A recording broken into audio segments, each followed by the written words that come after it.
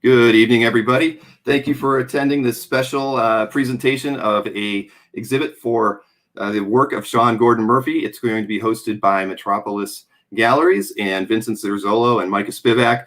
We wanted to kind of get the word out across as many platforms as we could. And when I knew that they were going to be doing this, I wanted to help them as best I could. And so we're going to be streaming this over to the Comic Art Fans Facebook channel, as well as our YouTube channel. And so let's get this show on the road. I want to bring in our host for this evening, Vincent Zurzolo and Micah Spivak. Hey, guys. Hey. Thanks for letting me be a part of this. I really appreciate it. Thank you so much. It's just a thrill to be working with you again so soon, Bill. And it's a thrill to get the Metropolis Gallery up and running again after the lockdown.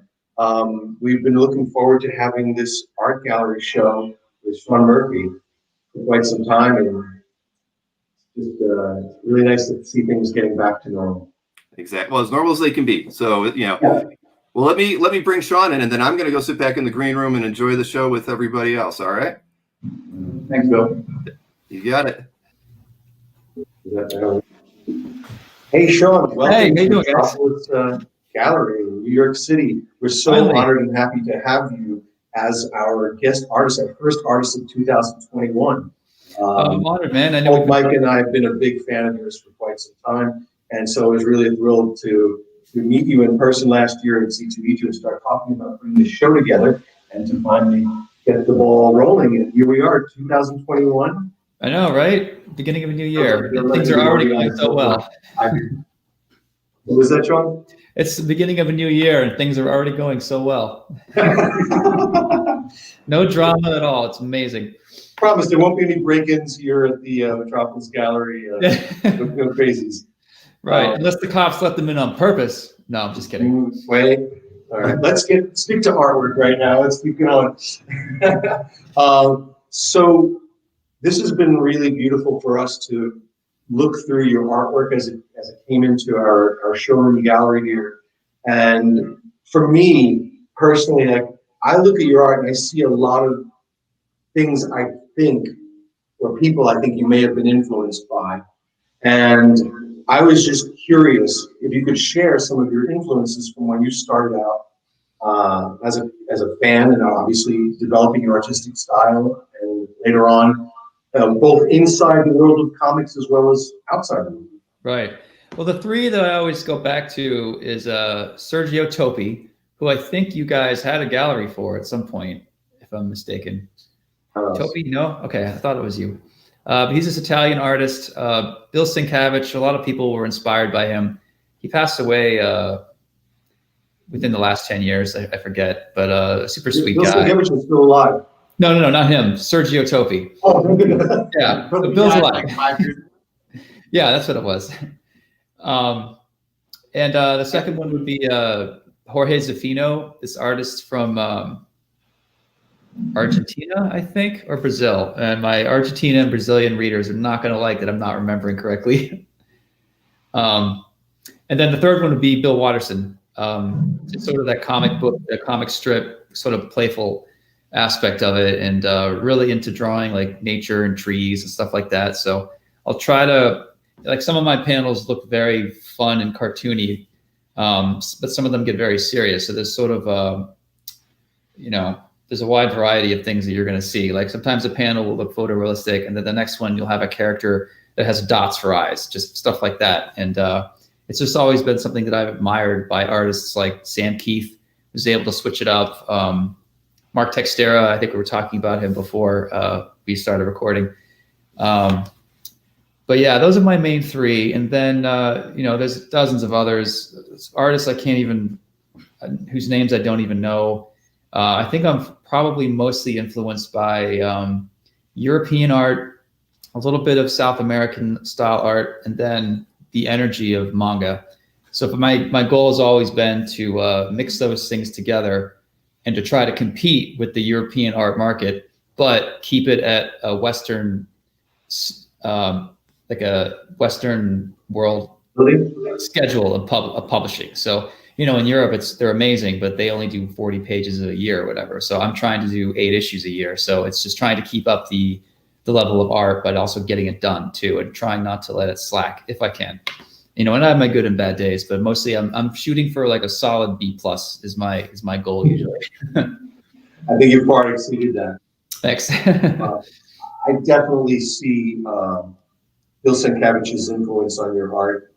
I was curious about another artist who I feel you share a certain similarity. Maybe it's because I am a huge fan of The Question. And Dennis Cowan was penciling it with Bill Sienkiewicz inking. So maybe that's where I see it. But do you have any Cowan, absolutely. Dennis Cowan? Yeah, and Cowan goes back to Sergio Topi as well. I think he would say that.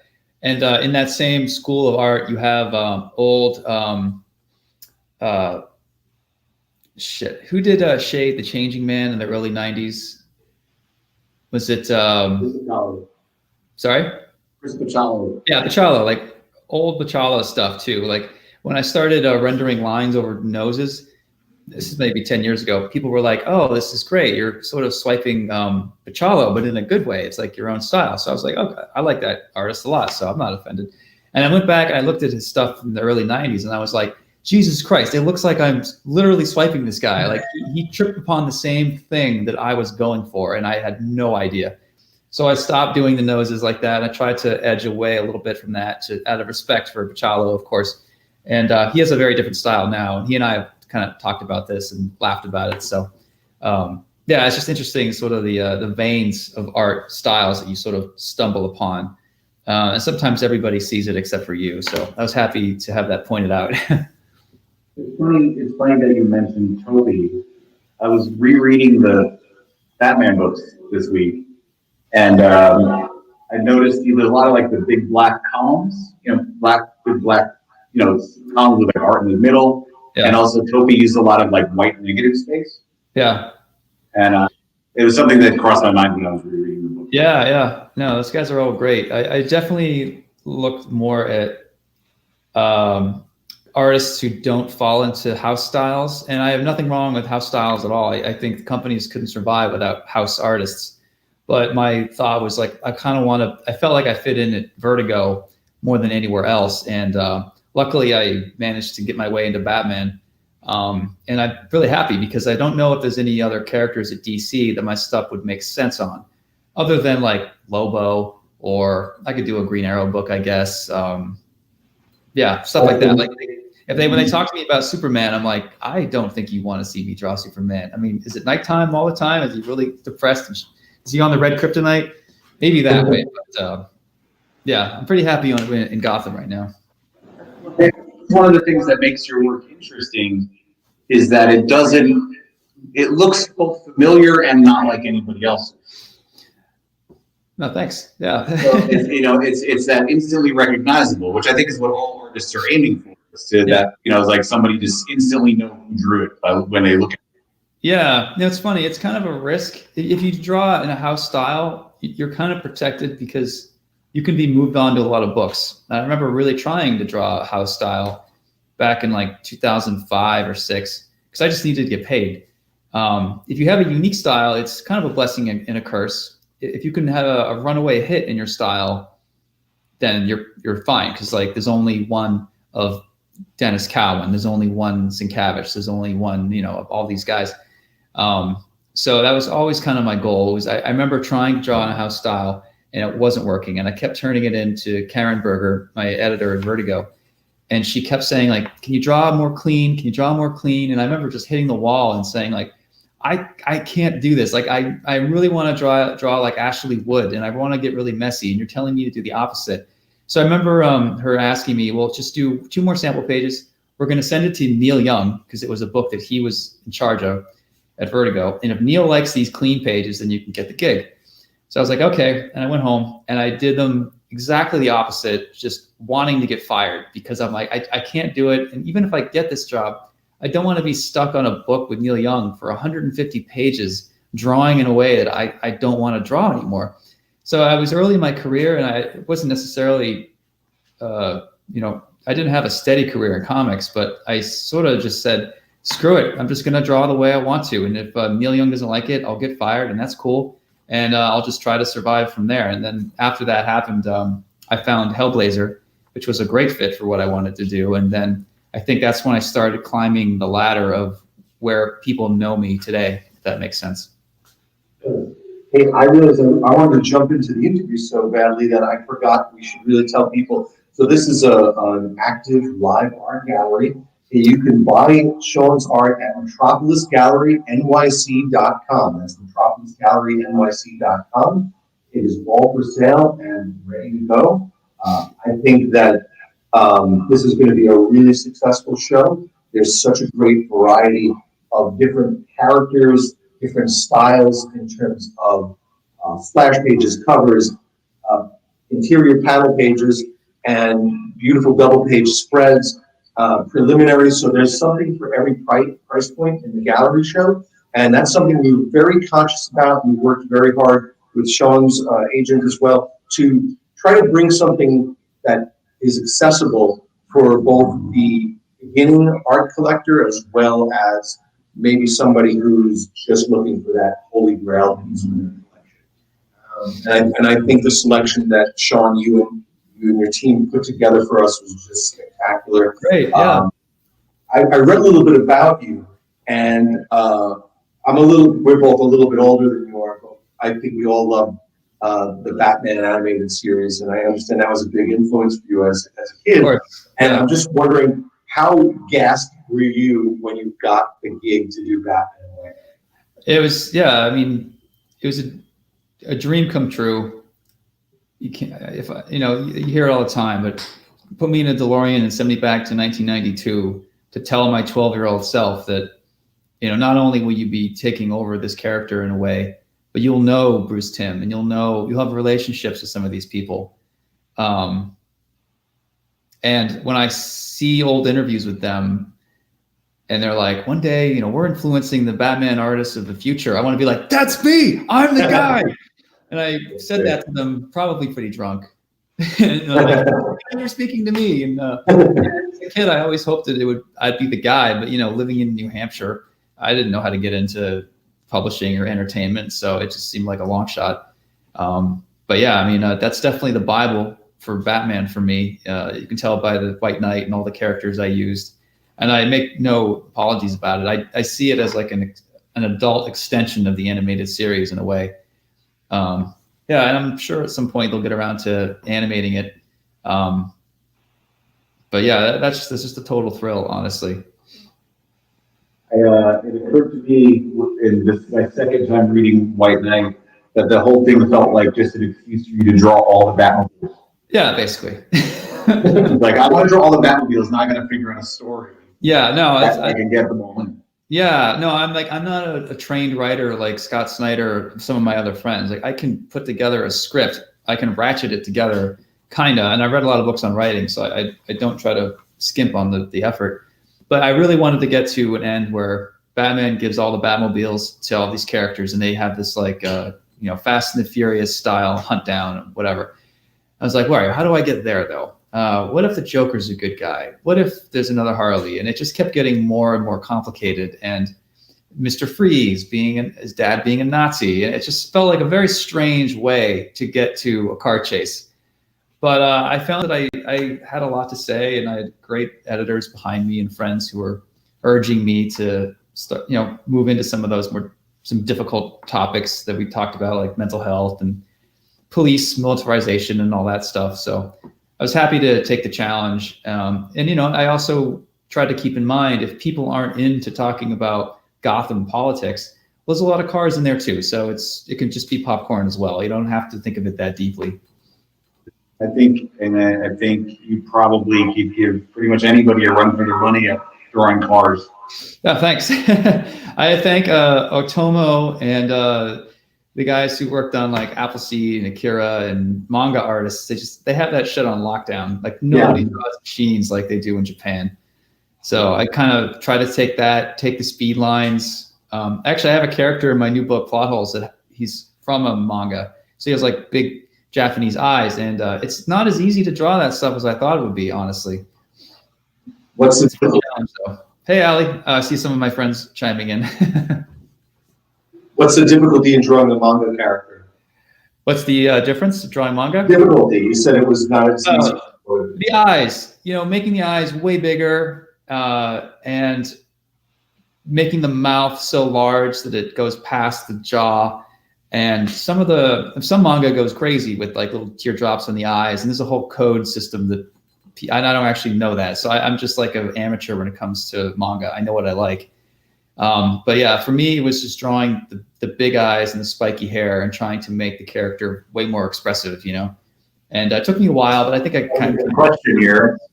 Somebody says, Atomic Bulldog art, because I really love the McFarlane White Knight figure. What was it like getting your own Batman figure? And any chance of Tokyo Ghost or plot twist? Oh yeah, getting a figure made is top of the mountain. I mean, what are you going to do, complain? Especially when it's Todd doing it. Yeah, he killed it. And I didn't know that they could hide points of articulation so well. I thought you'd still see the screws, but you don't. And my friends are avid Batman figure collectors, and they were like, we're not lying to you, man. This is one of the best Batman figures they've ever put out. And not just because we're your friend and we're kissing your ass, but for real. So that felt really good. And the Azrael one was amazing. The Asbat, of course, like Todd kills at any kind of like medieval tech, if that makes sense, So I knew I was in good hands. Yeah.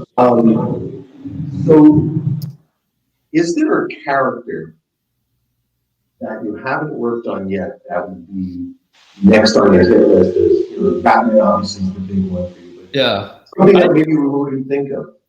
I joke around. If I get cancer, I'm going to have a bucket list year where I'm just going to call these companies and be like, Dark Horse, you've got like 6 different properties I want to do. Can I just do like a bunch of short stories with like aliens? And then I want to do Time Cop. And then I want to do RoboCop. And then I want to do Highlander or whatever. Like, and I know that they don't own all those.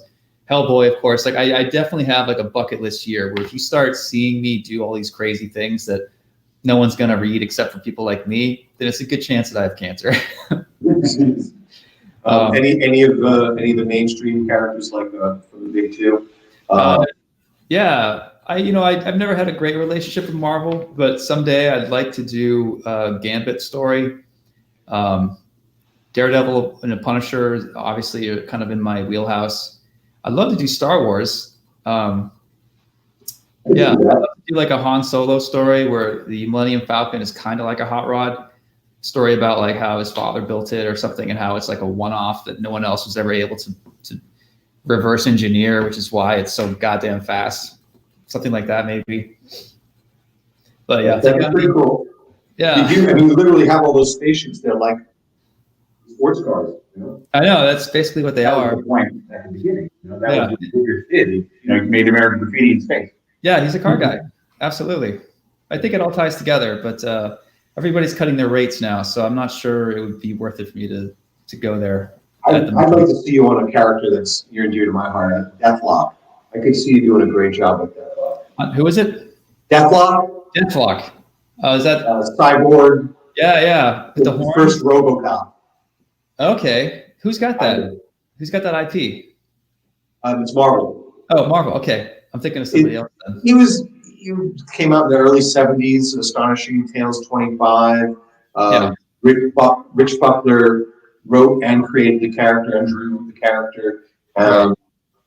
It's a post-apocalyptic world where taking dead soldiers, and reanimating them with cybernetic. Yeah. This guy has the goggle over one eye. He's like one eye's red, one eye's his head is decaying. Yeah. He's a mess, but it's really great visual. Easy to ink. I like that. Right on. It would fit perfectly with your style, yeah. Yeah. No, I try to stay away from any book that like Adam Hughes would be good at, because if you like really clean lines and sexy TNA type stuff, like I try to be good at that stuff, but it's just not, it doesn't come naturally to me. So I tend to fall into more like Deathlock type stuff. You saying that, it's interesting because when we're going to take a look around the gallery together, but when you look at the way you draw women, the female protagonists in the story, even though it's not in the style of Adam Hughes or J. Scott Campbell, there's an elegance and beauty and almost like I feel like it's grounded in reality, but also feels kind of ethereal. That character looks very light. Yeah, Look at the dancer. So I think even the fact that you're able to use as many lines as you are, and yet keep a youthful and beautiful look, which I think Jim Lee said, for every line you add, you put on a woman's face in comic books, you basically age her by 10 years or something to that effect. Yeah. But yours obviously, they look very youthful and agile and kind of dainty when you have these very over the top and masculine, strong and dense male protagonists, and as well as the cars, speed lines, and things like that. So you have this really great way of bringing that beauty to the female anatomy. Thank you very much. I try. I struggle because I use such heavy mark making. They're not delicate lines, and it makes sense if you're inking the Punisher. But if you're trying to ink Batgirl with heavy mark making, it's just something that I always struggle with. But yeah, I'm trying really hard. Yeah, that's a good one. Yeah, that page, the reveal of the '89 Batmobile. I was gonna save that for a retirement page, but yeah, I was really happy with the way that came out. Perfect. The second you see it, you know what it is. Yeah, I'd kill for them to get the '89 Batmobile on the big screen again. I don't care what it takes. I just feel like that would be a slam dunk no matter how you spin it. Did you hear the news that DC in the Flash movie is going to be bringing Michael Keaton back as Batman? Yes. And he is going to be the main Batman in the DC universe. I love that, man. That's great. I guess the multiverse from Spider-Man was proof of concept. So I'm psyched that Warner Brothers is going to tackle that. I'd love to see it. Wow, that would be really cool. We might see the car. Oh man, yeah. I remember when I went to see the 1989 Batman film in Brooklyn, and I had a piece of shit beater car, and I'll never forget leaving with my high school sweetheart after that movie, and I felt like I was driving down the street like I was Batman in Batmobile. That was such an amazing movie. Everything that year, everything was Batman. You walked around Manhattan, Batman t-shirts, Batman baseball caps, Batman this, Batman that, everywhere. I've never seen a marketing campaign quite like it since. It's insane. I mean, Batman shaved in the side of your head. You think about like that gave birth to animated series. Animated series lasted, basically 15 years if you want to count JLA, JSA. I mean, from that one point, what Tim Burton did in 1989, the amount of legs that campaign basically had, even Schumacher couldn't kill it. And he tried. He tried, yeah. People Batman. Yeah. One of the things that struck me about The White Knight is that it felt to me like you can see your love of the Batman from that time period, that like late 80s, early 90s Batman. Yeah. And so it's like you see that, and it feels almost like a book that could have come out then, but it's also very modern. Yeah. Your drawing is modern, but the story it's a classic kind of Batman story. Yeah. That, and you're using characters like Azrael and Bane, like those classic early 90s Batman character villains. Yeah. Yeah. And then you can tell how old you are reading White Knight. Yeah, no, I give it away.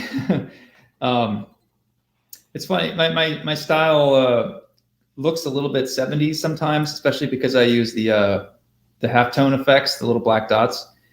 So I do feel like when my stuff comes out, it feels a little hard to nail down as far as time it was created. But you throw that in with the fact that like Commissioner Gordon uses like a phone that's a traditional rotary phone, or then you have a character with a cell phone. Then you've got all these brick buildings and old school technology. Like I really wanted it to make it feel like it was like the animated series.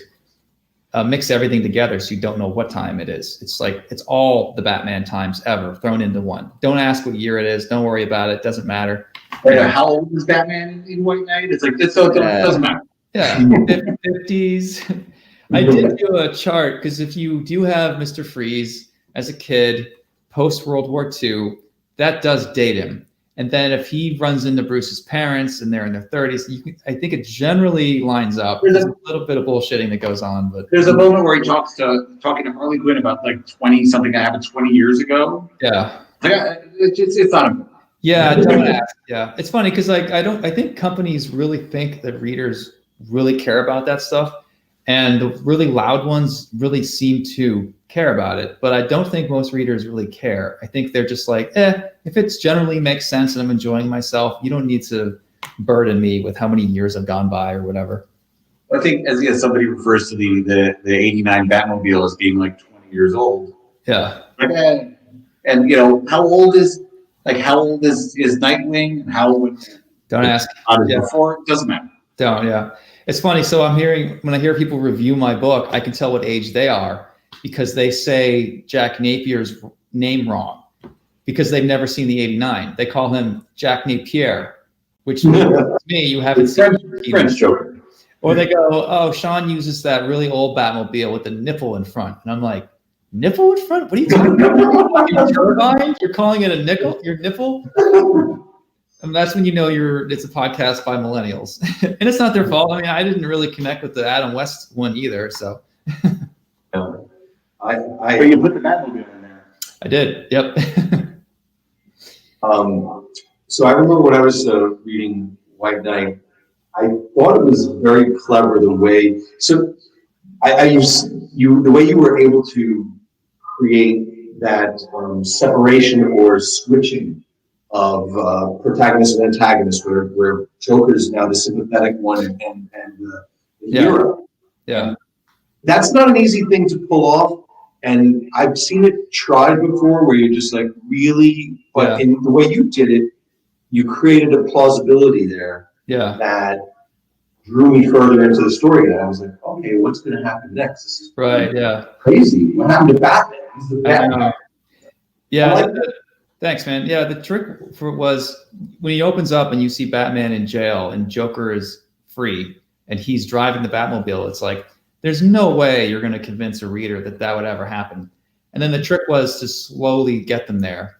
And by doing that, by giving Jack really good points he's making, it's like, fuck, I know he's the Jack. I know he's Joker, and I know he's basically lying, but he's actually making a lot of sense here. And the more of an asshole Batman acts like, the more plausible this all seems. And we all know that court cases and lawyers and all that, they don't work to the, true justice. So we're all pretty cynical. So more so now than when you did the story. Yeah. I mean, the biggest the biggest thing that I was asking readers to accept was imagine that they never really caught Joker doing anything bad. That was like the biggest reach, I think. If this was like an animated series style Joker where you don't see him actually kill anybody, he's not running around wearing another guy's face. This is like a toned down PG-13 Joker. Then the story works. But if you believe that Joker actually did all these horrible things and Batman actually has proof, then the story doesn't work. Right. When you had to follow up the first series with Curse, did you know when you did the first series where you were headed? By the end of issue 7 or 8, I thought I should start planting seeds for a sequel because it seems like the iron is hot. I might as well scrap my plans and just keep doing this. So that's when I started to come up with Curse of the White Knight. I knew I was reading a lot of books about, pirates and ancient naval warfare and stuff. So I knew I wanted to do a historical thriller as opposed to a political thriller, which was the first one. And I wanted to go back and talk about the Waynes and talk about the, I loved Azrael and I wanted to do like an updated version, a nod. It was a bit of fan fiction too. I can totally admit that.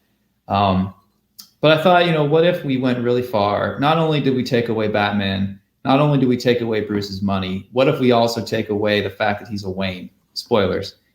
And I don't think anybody had really gone that far and then sent him to jail. So I don't know. I'm really happy that most of my readers kind of went with it because I was really poking holes in a lot of their favorite things about Batman. But, with the third one coming out, maybe this year, I'm not really sure yet. I'm going to reinstitute all of it. Everybody will be fine. And, I'll make it all make sense. Since you gave it away already, the twist at the end of Curse, it's like once, I'm not going to spell it out, but it's like once it was revealed, And it's like you look back at this stuff at the beginning, it's like, oh, I should have known. It's obvious when the characters look. Yeah. So the noses, you look at the noses of those characters. Yeah. And there was a bit of a Shyamalan type ending where it's like, oh my God, he was dead the whole time. How did I not know that? Yeah. Well, it's like a good reveal of a twist. It's something that you realize you figured out on your own, like 5 seconds before the movie tells you. Right. Yeah. And it's like, hey, I think, oh. I had some people get it really early on, and I was like, please, help me keep the surprise, But luckily, most people didn't. Or even if they got it, it didn't matter because they were hopefully enjoying the other aspects, things that were going on. Got another question from Trevor Nickel, basically asking you if you're going to be coming back to YouTube. I took a break from social media. I got a little beaten up this summer for, I guess, not being liberal enough. And, I'm not getting into politics, but I decided I have too much to lose and I don't enjoy fighting with people. And, I guess it's just the penalty of success is people people love an underdog, but they love to see you take a fall once you've made it. And I get why it happens. I'm not, blaming anybody, and I'm not saying I'm a victim, but my life is a lot easier now that I'm off Twitter and I don't deal with YouTube anymore. I love my readers. I love being face-to-face at shows. My wife saw how much anxiety I was getting, and she's like, what are you spending half the calories a day worrying about what strangers think of you online? It was getting crazy. I think social media can be kind of a drug, and I wanted to cut the addiction, so I did. And, I know it makes sense for a lot of people. Some people monetize the hell out of YouTube, and that's cool too. But I just feel like I'm just more comfortable not in the spotlight like that, not soapboxing. And I just try to let my work speak for itself. And then when I do something like this, hopefully people take it more seriously as I come out of my cave or whatever. You've heard it here, folks. This will be Sean's only appearance on social media the entire year. Yeah. And this one. There's so much white noise. Like, I'm angry about things in the world too, but there's 50 people online who are already saying things I would have said anyway. You don't need to hear me say it too. And I don't know. I don't like being told what to do. And I don't know, Twitter and YouTube got weird, so I decided it wasn't for me. I personally, I try to stick to very positive things on social media. Yeah. There's enough bad stuff going on, so I stay away from politics and just try to focus on comics and art. Exactly. And stuff that makes me happy and stuff that's fun. Yeah. Beautiful that way. Yeah. No, I love to give people the benefit of the doubt, and even if I don't agree, I still want to know how we can connect, and I don't want to shut the door on anybody. And that's just not. That's not what YouTube is for, or for what Twitter is for. But yeah. What Twitter is for? So, is there any connection between the Cronut and Chrononauts? Between Chrononauts and Chrononauts, yeah. I really, we actually represented a collector who brought some of his art, Sean Murphy art, into the market. Ago, and there were some really beautiful pieces from your earlier work that sold pretty quickly, and you definitely see a lot of the Akira, that type of influence in those earlier pieces, even I think more so than the Batman work that you've done. Yeah, I became aware of you around Joe the Barbarian. Oh, thank you. That's good. That's like 10 years. Yeah, I know. Don't remind me how long from that was. And it's I'm always happy to find a artist that I'm not familiar with whose work is really interesting. Yeah. And I mean, it was a Grant Morrison book, that didn't hurt. But then, it's like, following you through. Well, after that was What About Jesus the next thing after that, or did you do The Wake first? I think it was Joe the Barbarian, Hellblazer. Oh, right. American Vampire with Scott, then Punk Rock Jesus, then The Wake, and then Tokyo Ghost, I think. Prolific that you should be for an artist who puts as much detail into your work as you do. It's funny. Actually, I feel like it hurts my art sales sometimes. Really? Talk shop. Well, so I look at what a Barry Windsor Smith piece goes for, and there's not a lot of them out there, so it just drives up prices like crazy. And good for him. My problem is I have way too much art out there, so I do have like a different ceiling than what Barry Windsor Smith has. But I do try to be smart with how I sell it. Try to be good to my buyers. I don't want to bubble. I don't want anyone to lose money. I see these people as investors. I want to be a solid bet. A lot of my income comes from original art sales. So I try to want to run that as smartly as I can, and leave meat on the bone for the people that are investing in me, Like I love the progression over the past, at least the past 5 years or so, has proven that to be true. Yeah, I don't know. There's a few artists that get hot with collectors, and with COVID, I would have thought that the market would have gone down, but with investments being what they are. Well, 10 months ago too. What we've seen is people being stuck inside, being on their computers a lot more, actually having time to look at their collection, realizing that what they need to get, what they need to sell, spending money on vacations and going out. Right. A lot more discretionary income. You also have a weakening of the dollar. Government keeps printing more money. People are pouring their money into tangible assets, original comic art being one of the places. We've seen a tremendous growth over just the last 6-7 months. Yeah. Pieces that are selling for quite a bit more than they were right a year ago. Yeah. So it's quite exciting. And my theory on this, and I say this to everybody who's watching, and I say very sincerely, you want to get your Sean Murphy art now. No, seriously, this trend is not going to stop. This is what I see a tremendous amount of growth for the foreseeable future in collectibles. And your artwork is beautiful. These stories are very poignant and I can definitely see these being incorporated into other mediums like TV or movies. It's very easy to see that. Yeah, so, I hope so. Thank you. Yeah, I think it's a great time to be buying artwork. I'm buying artwork and I'm buying comic books and I'm loving it. It's just so much fun. Yeah. I would also, let me just remind everybody, it's Metropolis Gallery NYC.com. That's where you can find all of Sean's artwork for sale. Yeah. And Batman, White Knight, and the Curse of the White Knight, and it's absolutely spectacular. Yeah. And actually, I've been kind of looking off screen, and I believe we've already had some really wonderful sales coming in. So good to hear. Good to see that. Thank you very much.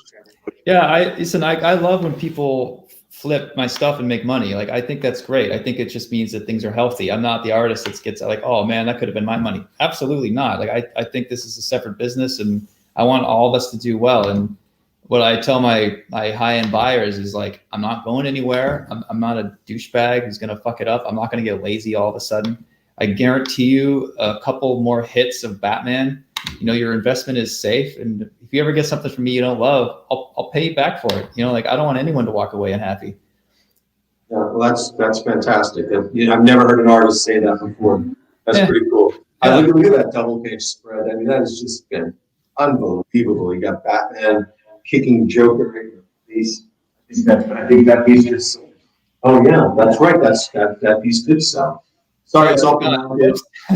No longer available. That's the only that's only like raw Batman versus Joker scene in the entire book. My one regret is I don't have enough splashy Batman pieces, honestly.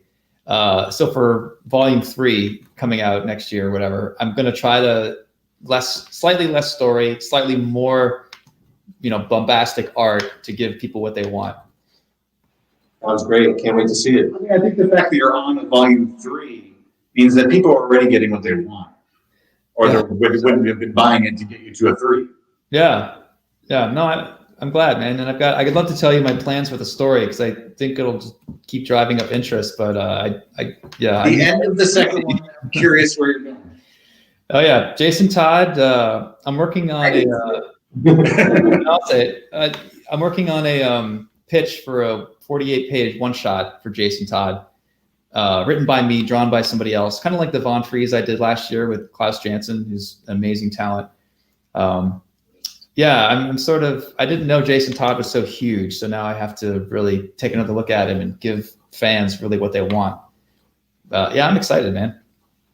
I see a question from a big collector, Nick Atreides. Yes, Nick, the work is your Sean's pencils and inks. He's a triple threat: pencils, inks, right? You do any soft shoe? Yeah, no, Any other hidden talents in the kitchen? No, that's all. I don't use marker or Micron, so nothing's faded. It's all just India ink, paper, nib, and brush. I don't use digital. Yeah, I'm just too lazy to learn how to use a Cintiq, honestly. So if you want to buy like old-fashioned art, I'm going to be the last guy using a brush. They're going to stop making brushes because I'm the only guy that's going to be doing it in comics. I've heard, I know some artists in the past when they found out like a pen nib was going on in production, they would buy like a gross of them. Yeah, it sucks when that happens. I remember there's a paper shortage, and I had to contact Strathmore because I needed the semi-smooth Bristol, and nobody caught this problem in the factory except for me because I bought 10 pads and they were all wrong. So yeah. What was wrong with them? They were all smooth and they should have been rougher, and it makes a difference. Like I won't get into the nitty gritties, but like I can't work unless I have this paper. So I was like, how do I buy this? I don't care what it costs. Just all I'm not looking for pads of this stuff for free. I just want you to fix the problem, Strathmore, because I need to eat. You know. I do have a cache at home of Zipatone brand Zipatone that I bought from an art store that was going out of business like 20 years ago. Smart. I'm afraid I don't want to use it though. It's like I can't replace it. Yeah, they used to make what's it, Cantone paper? You would paint it with one liquid, and it would. Oh, the craft tin. Yeah, that stuff. I remember seeing that at Kitchen Sink Press when I interned in the 90s. Interned at Kitchen Sink? Yeah, for a day. I wasn't like a regular there. I interned for a day, and Phil Hester did some Crow pages, and he used that paper, and I'd never seen it before. But then they went out of business, so I don't know if you can even get that paper anymore. Some people are still using it, so it's got to be out there somewhere. Yeah, it's interesting. Like guys like James Herron and Andrew Warren Johnson do great commissions with Zipatone. It's like it's back now. And I really admire how they can take the time and use all that tape everywhere, and it's beautiful stuff. So you do it all digitally then? That's the one thing I do digitally is I'm already writing and drawing the damn thing. I can't take the time to add dots to, you know. I was actually curious if you did it or if it was done in the coloring stage. Yeah, no, I do it on I flat it. Like my colorist Swish, I kept it on a separate level, but I'd rather them be black to keep it old school. Oh yeah, that Azrael piece is one of my favorites. Wow. I actually drew his finger on the trigger at one point, and I got yelled at by a reader because you don't walk around with a gun like that. And he's right. So I did fix it before I went to print. And the character in the story is a military guy. So yeah, it's absolutely right. And military people who are happy to correct me, like I'm happy to listen. Nice. Very cool. Should we do a little quick tour of some of the art in the gallery? Yeah, let's do it. Bill, are we switching over? See where we could start right here. We could just do that. Camera 2. So if you take a look, you'll see some of these just amazing pieces. This one right here, a gorgeous splash page with Joker, a couple of images of. It tells a story in one page. It's pretty phenomenal. Why Don't You Love Me? I think that's the first Harley Quinn picture I've ever drawn that was published. Oh wow! I could be wrong. Read the Joker's joke, Vince. Yeah. I don't think I could read anything right now. That's small. I'll read Need glasses. I think the joke is funny, so I'm going to read it. The joke on this paper here is, how many Gotham City police does it take to screw or to change a light bulb? And the answer is, it only takes one Batman. Not bad, right? I'm not a comedian, but that's not too bad. Good. That's It's a funny light bulb joke. And here you can see all the different cars, which are just really so beautifully rendered. Yeah, this is great. And you also seem to take a lot of time with the architecture Is that something you're very fond of, or is it laborious for you? No, I love it. I'd rather draw backgrounds than characters, honestly. I found a great shot of an old iron press or a smelting iron, and that's basically what the cannon is made of in the background. Do you keep reference material in like filing cabinets? Years ago, I took art lessons from Joe Giella. Yeah. He's a Silver Age great and just a fantastic person, such a talent and sweet guy. And he had these filing cabinets just filled cars, houses, trees, anything you could imagine. He had a filing cabinet as a reference material. Yeah. Do you do anything like that, or you just use the internet, or? I try to do some of that. Mostly it's the internet. That's one thing that's changed studios forever is artists used to have a secretary that would just keep files of that because you had to. But now with Google, we're so spoiled these days. Let's continue. Here we've got a great here. Nice. shot of Batgirl. That panel was actually not in the comic. Yeah, I had to redo that panel. I believe the corrected one is on the back of that. It is. The corrected panel is included. Good. Okay. Love that Joker. Look at that gun. That's just classic Joker. It's fantastic. And he's wearing a Batman t-shirt. Maybe this is in 1989. You know, when Joker puts on the fake nose and mustache, he does look a lot like Gordon. Yeah, that's true. That's great. And here we have this incredible image. This is Azrael. Finger not on the trigger. Trigger, what's it called? There's a word for that. Trigger finger. Yeah. And once again, like the house in the background, it's just stunning. Remember that gate, inking it in reverse so it popped out as white. I was really particular with the colorist on how to leave that nice and bright. And you got the bats here. Yeah. I like one of the things I noticed in the story the second time reading it that I didn't really catch the first time is that every time you see Bruce Wayne's shadow, it's got Batman ears. Yeah, and people have been doing that for a while, though. I didn't invent that. But every single time? Oh, yeah, maybe not that. It's called trigger. I just had it. Trigger discipline. For all the military people watching and losing their minds right now, it's called trigger discipline. Got it. Here's another great page. Batman coming in through the window. Police Commissioner Gordon. That's like a classic Batman animated series kind of moment with Batman like perched by the window with Gordon. Yeah. So interesting thing about this piece is the last panel, I never know how to draw Batman hugging people because I just think it looks weird if he's hugging and kissing when he's dressed up. So I thought, well, I'll make his hand hover just over her shoulder and then I'll cut his face off so you don't see him as much. And it just felt like that was more of an appropriate way to frame Batman when he's being emotive like that. That's just me being super weird about my decision making. No, I like that. Thanks for sharing that with us. It's not often you get that type of insight from an artist. We appreciate it. Yeah, sure. The Catwoman, everybody's favorite Bat villainess. That's right. Piece. They made me change her nipple. They thought that Catwoman's nipple, you want to zoom in on that? I drew an anatomically correct nipple because I respect women. And then they were like, nope, can't have that. So they got rid of it. So they smoothed it out? Is that what you're saying? They smoothed it out, yeah. And I'm not a TNA artist. Like, I'm not the guy you flag for having that problem ever. So when they came back at me with that, I was like, okay, sorry. But they try to put nudity into White Knight. Well, then I did that. Yeah, I can't deny that. Maybe it was very cold that night, and that's why. In the jungle. I mean, Batman had nipples in Schumacher movies. No one got mad about that. Nobody, yeah. Don't get me started. And here we have. Dun, dun, dun. Yeah. Clayface is so much fun to draw. You have to work hard to mess him up. He's just so forgiving with all those textures. Yeah. Speaking of nipples, it looks like he's covered in sandy nipples.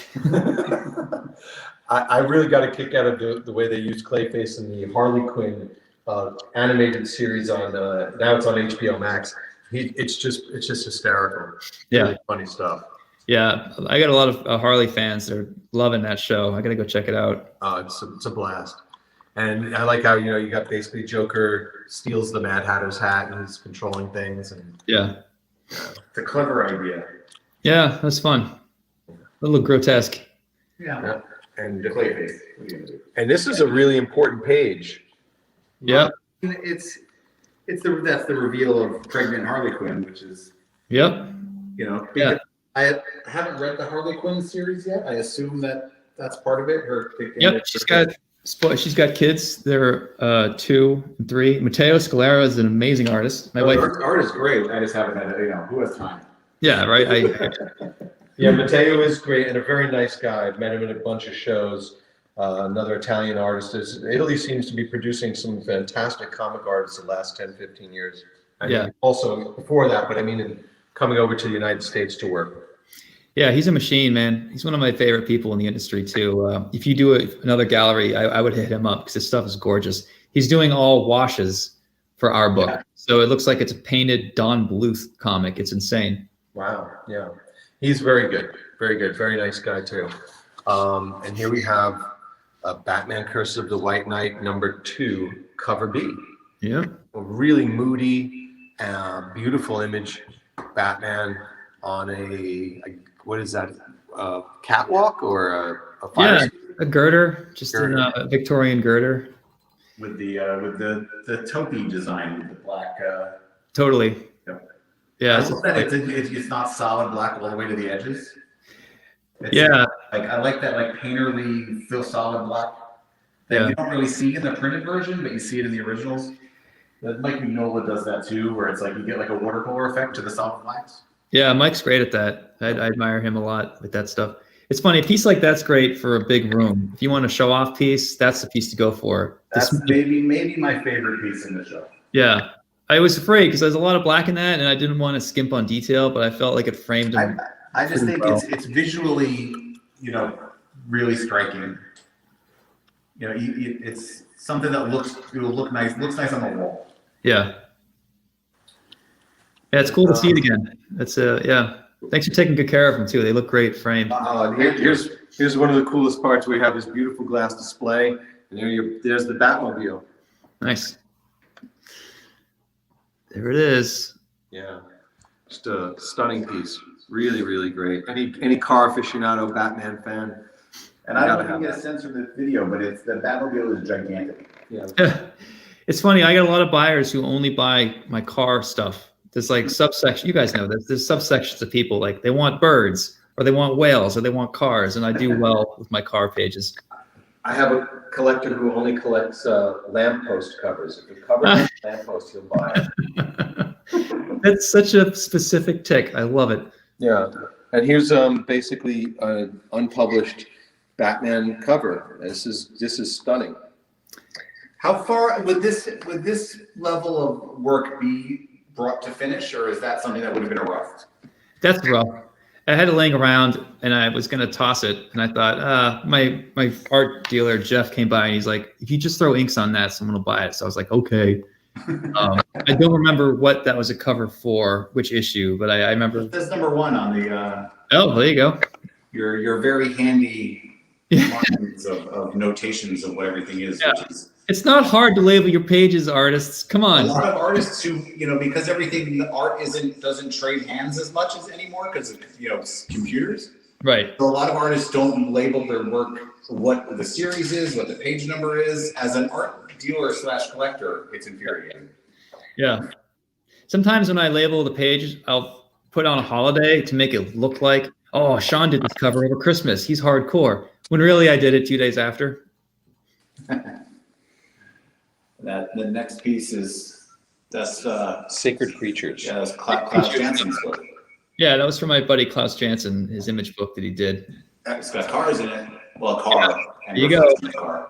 Crown Vic getting smashed to pieces. But what I like about that one is that it's not like a sports car. It's not a fancy car. It's a utilitarian. Yeah. How much of a thrill was it to work with Klaus? I mean, he's a legend in the business. Oh, I mean, even to be his friend. I mean, not just, people throw that word around a lot, but like, I love Klaus. He's one of my closest friends. Working with him on Font Freeze was great. he's a German, so he has a lot of German guilt from World War II, as he would say. And he was excited to finally do a book where he got to draw all that stuff. Yeah, well, I was trying to get him and Frank to join forces to do an art gallery show. Who knows? Maybe someday we'll get that together. Yeah, It'll be a lot of fun. Klaus has almost all of his art. yeah. Yeah, he's got all these files in his apartment. I don't know if he even knows what he has at this point. I'll have to go over there and get him drunk and then go look and see what he has. I'll send you guys photos. Don't worry. I visited him at his apartment once, but years ago when I was in college, and he was teaching me. And he was, at the time, he was inking his story for Batman Black and White. And like his art in that story is so good. Yeah. And it's like seeing those pages half finished was really exciting. Oh, I'm jealous. That's one of the I'd love to see how he did those. That whole volume 1 of Black and White just was such a knockout. Yep. Yeah, I just want to take a second, Sean, because you haven't been here. Hopefully when this pandemic is over, you'll come to New York and visit us in the showroom, the gallery. But I want to take a quick second to show you our permanent exhibit. And your art's hanging in good company. Wow. This is our permanent exhibit with artwork by everybody from Gil Kane to Bill Everett to Matt Fox and John Byrne and Todd McFarlane and of course Jack Kirby. Yeah. You name it, it's there. Pages from X-Men #1, Journey into Mystery 83, Avengers #1, Daredevil #1, the cover to Marvel Team Up #1, Ghost Rider #1. And this is just part of our permanent collection. Yeah. I think you'd find some inspiration in looking at the production art here. It's really spectacular stuff. And It's such a shame that we don't hand letter or paste the title on the pieces anymore. They just look so much better when you have X-Men written at the top, you know? Mm-hmm.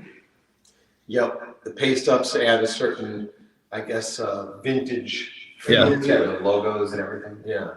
When I do that, the designer gets annoyed with me because he has to go back over it with computer. And I'm just like, dude, I hand lettered it as neat as I could for a reason. Like they don't even know what to do with that anymore. So I basically gave up. Oh, wow. I'm surprised you're not lettering the art on the pages. Yeah. I had a few buyers, they bought a cover, but they asked me if they could pay me extra to draw the logo of the book onto it to complete the cover. Yeah. So I've done that a few times and I definitely get the desire. Cool. That's a great idea. So we're going to take a quick stroll over, look at a couple of double page spreads. This one, obviously, you mentioned earlier, it's one of the only action pages, and they are beating the crap out of each other. This piece, We can put a sold sticker Yeah. on it. Oh, it's gone. That's right. That one is sold. Oh, sorry, everybody. Yeah, and that is just such a beautiful piece. I'm curious, do you have any influence from Todd McFarlane at all? Oh yeah, when I was a kid, I traced his stuff all the time. I try to copy his business practices these days. He is pretty incredible. Yeah, he's a good guy. We did a podcast together, but we lost the audio, so no one will ever hear it. Yeah, I've lost a couple of interviews. I used to have a radio show called Comic Zone Radio. I interviewed weekly show from 2003 to 2008. Everybody from, Frank Miller to Neil Adams to I had actors on. I had David Carradine on. Wow. I had so many different types of people. Yeah. Directors. The premiere night of Superman Returns. Usual Suspects. What's the director's name? Bryan Singer. Thank you. We had Bryan Singer on. The less said about Bryan Singer now, the better, probably. Yeah. Well, back then it was pretty cool. This page, We were averaging. This is the age before podcasts and internet radio, and we've got like 4,000 listeners a week. wow, great, Pretty great, cool. man. And they're all still available, except one interview I did with the guy who started Sparkle City Comics, and he basically talked about how he wasted his life being a comic book dealer for 3 hours. It was incredible. We've all met that guy. This page spread really has everything because I know collectors, they want Batman, they want splashy Batmobile, they want fingerprints. Fingerprints. It makes your work impossible to forge. Yeah. Or if someone murders somebody with one of my pages, the cops are going to arrest me. It's beautiful. You got Azrael on there. You have Batman. You got a giant, the dinosaur, right? Yeah. I And found the a penny. great reference Penny. of a T-Rex slumped over. Without that reference, that I don't know what I would have done. Fantastic. And of course, the cars. Yep.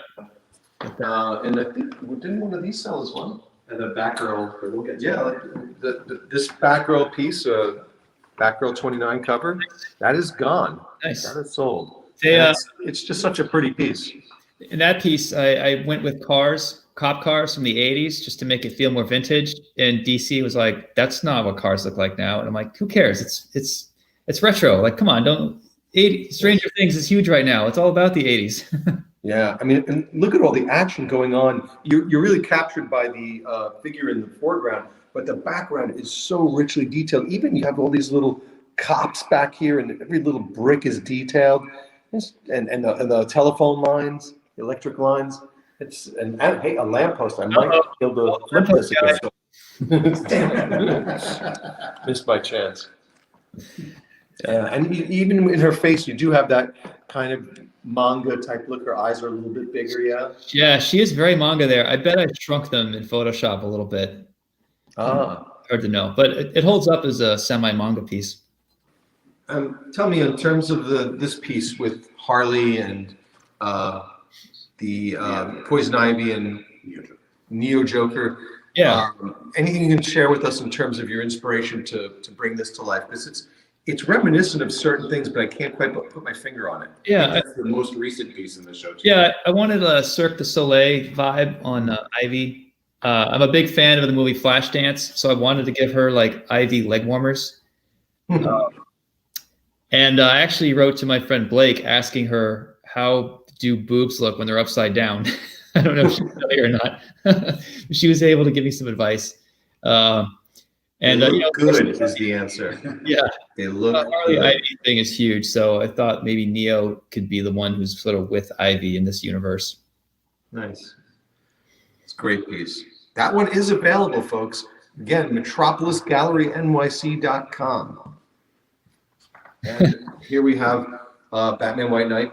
Yeah. Covered issue number 6.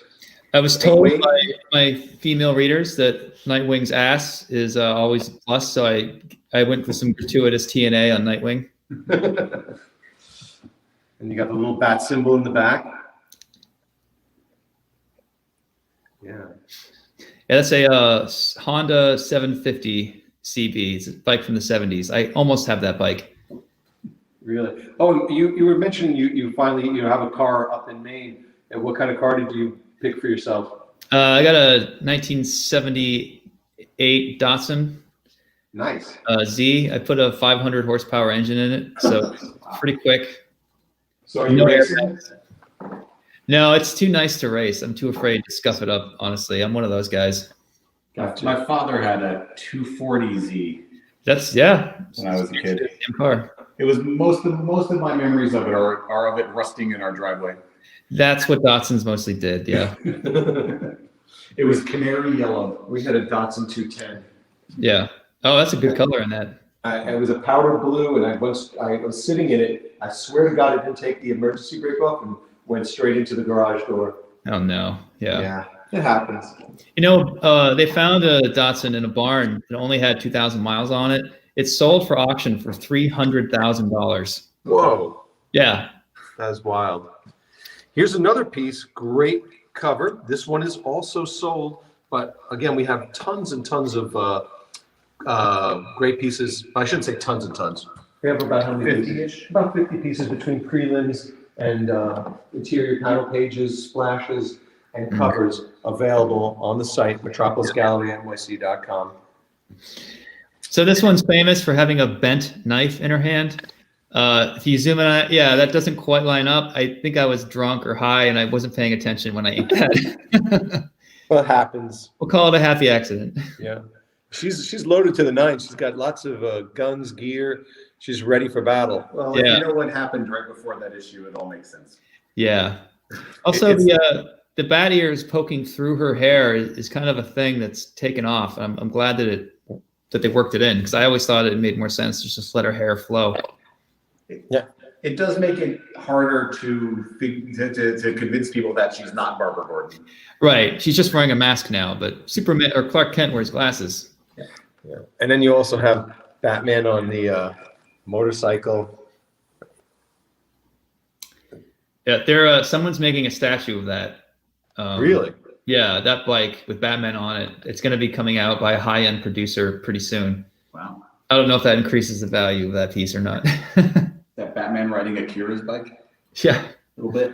I'd buy that. I would buy that too. Yeah. All right, we've got, there's more. We've got some portfolios with the stuff that's not hanging on the wall. Well, let me show this. This piece is great. It's all cars. That's the garage page, yeah.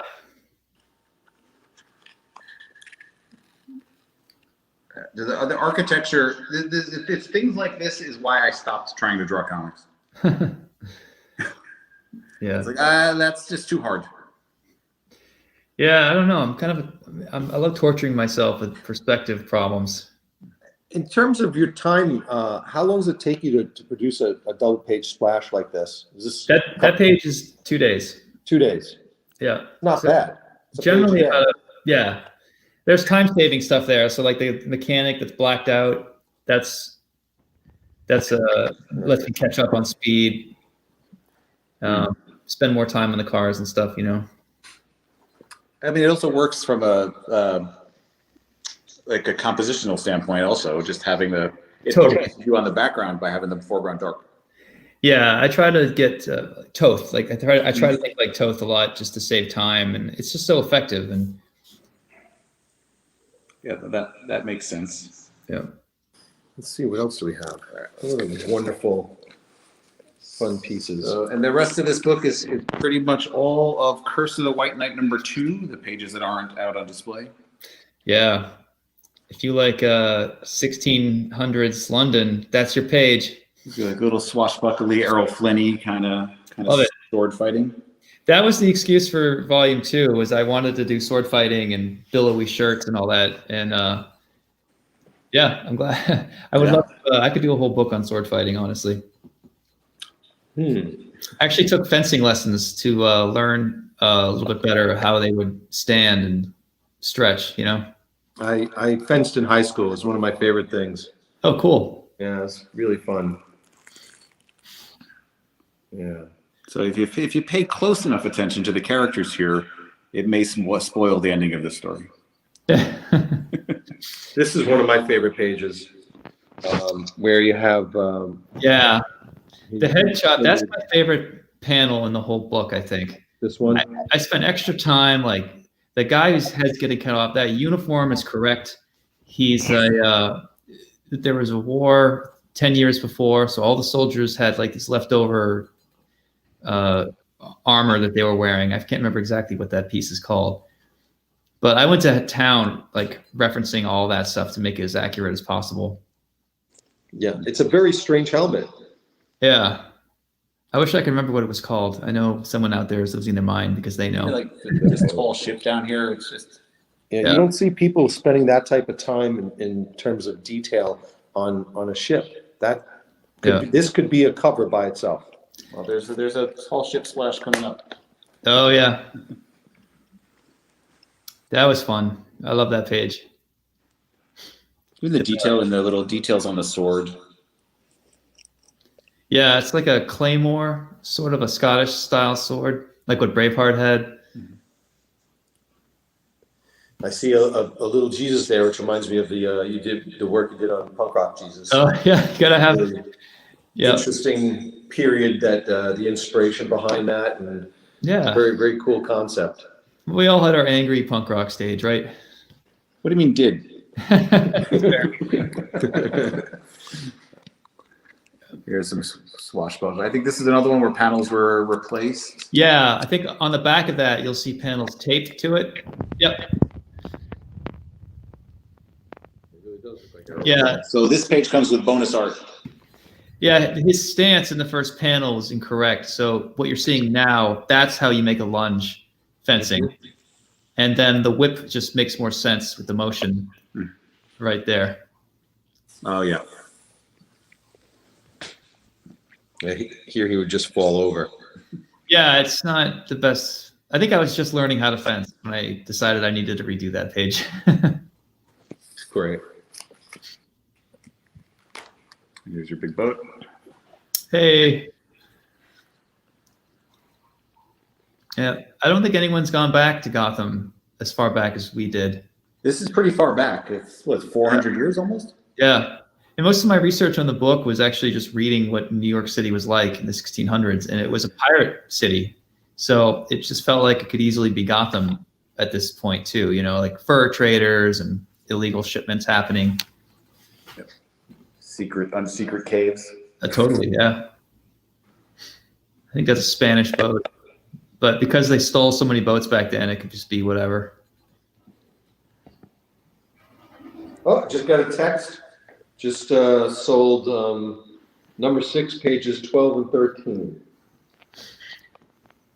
There's a nice grizzly Bruce Wayne face there. Oh, that's sold already. Oops.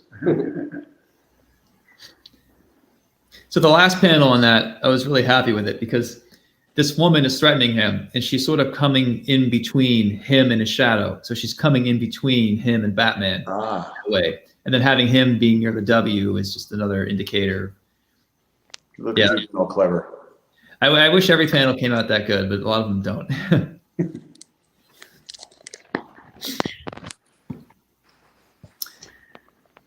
I think it's other thing that I think you do really well is crazy eyes. Yeah, thanks. Crazy Joker eyes, crazy Bruce Wayne eyes. Yeah. So I hate repeating panels, but this is one of those pages where I broke my rule, so I do apologize. That's okay. It's a blame Chris Patalo. He used to do that all the time. Yeah. This is Gotham City's Times Square. Yeah, pretty much. And another one where it's like I wouldn't even know where to begin to draw that. But it's mostly black on that. Yeah, but it's easier said than done. It's like you can say, well, I'll just put it all in shadow, but you still got to get the details right to make it believable. Yeah. I tried to get the shadows to move you from right to left, so it drags you from the previous panel all the way down diagonally to the bottom. I was happy with how Gordon looks there. He looks a little bit like John Constantine, the way I used to draw him. He did, well, it's the trench coat. Yeah, there you go. And the loose tie. Yeah.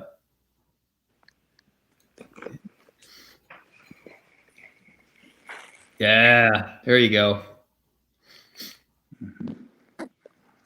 I love you miss the text though where she asks him to take his sword out of her desk. Wow, man, good. You remember the book. That's great. I just read it. I just reread it. Yeah. That middle panel with the chess set, I was trying to go for a theme of them playing games, and there's a few references to knights and stuff, so I don't know if it really landed, but it was something I was toying with in that panel. That might work better in color. Yeah.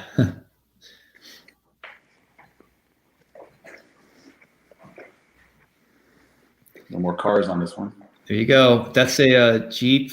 What is that called? Kaiser. If you remember the movie First Blood, where Rambo's in it, you see a bunch of those are the Jeeps that they had back then.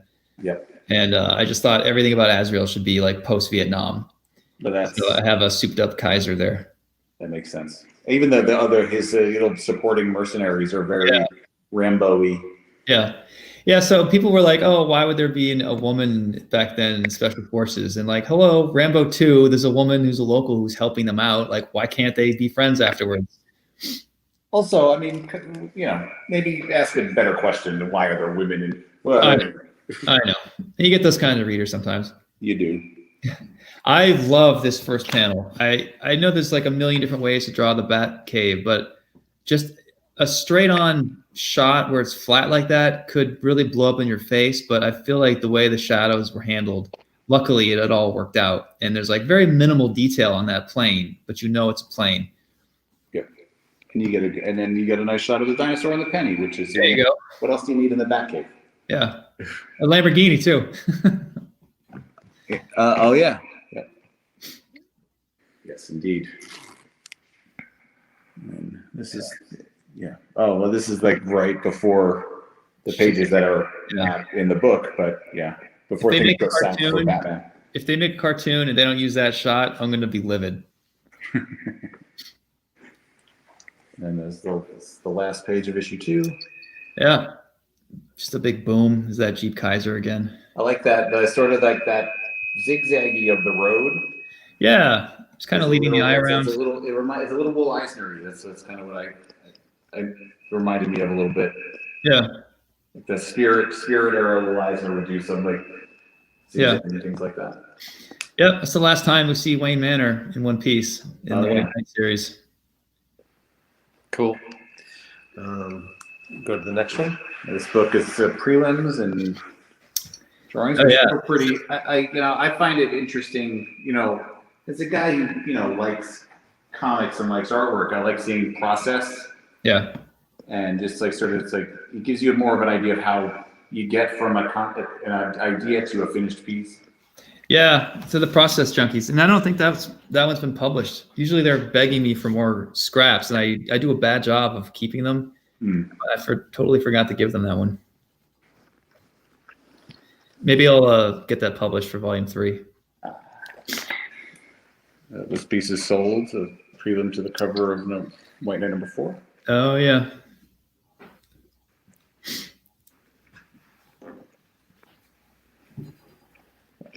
Even this, I like that. Some of them have the little extra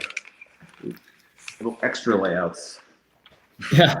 And I like that too because you see your different working out what's visually makes for the best cover. Yeah. It's funny going back and visiting all these. Like I like that one right there, but it's just not as impactful as him coming at you. Right.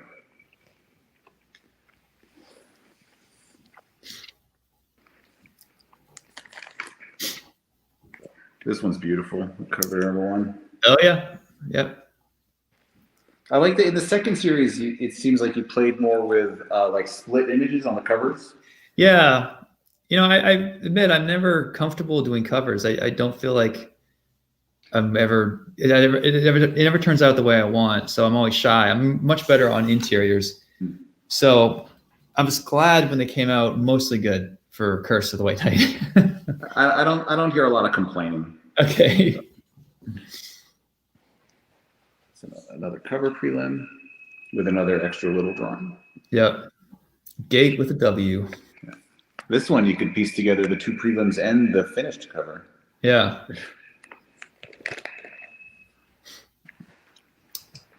Yeah, motorcycle one. Yeah. Well, she doesn't have a knife in this version. See, that would solve your bent knife problem if just right? for the gun. I think the knife helps take a line from her leg, but if it wasn't bent, that would have been better. Originally, I had her carrying a machine gun, but they thought it was too much guns for Batgirl, and I'm like, you're letting Jock do all these covers where Batman is armed to the teeth, and I can't draw her with a rifle. So I'm like, well, I'll make it a really small pistol, and they were like, okay. You're not as intimidating as he is. I guess. I like the way this really simply drawn Batman cape. It's really effective.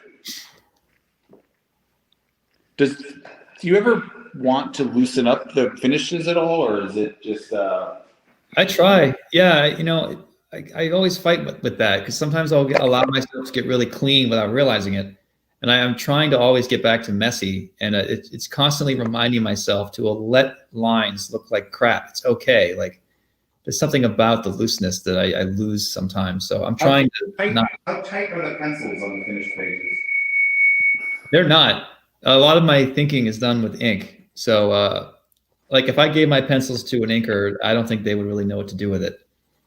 It's like Rick Leonardi level of sparse. Gotcha. More is that the Bane and Ezra? Hey, Sean, I was just curious, are you a fan of Black Sad? Oh, yeah. Yeah. He's a genius. I had a feeling. Even his prelims are selling for big money. Yeah. One He was by the gallery About a year ago. and Guinardo, and he was kind enough to do a drawing for me of Black Sand. And Yeah. I started reading those. Like, it's hard to put them down. It's just really between the art and the complexity of the story. Especially very it just draws you in. Yeah, especially if you're into animal porn. Well, Community. I don't know why I didn't use that face. That looks pretty complete to me. It I don't know. does. What was I thinking? Oh, well.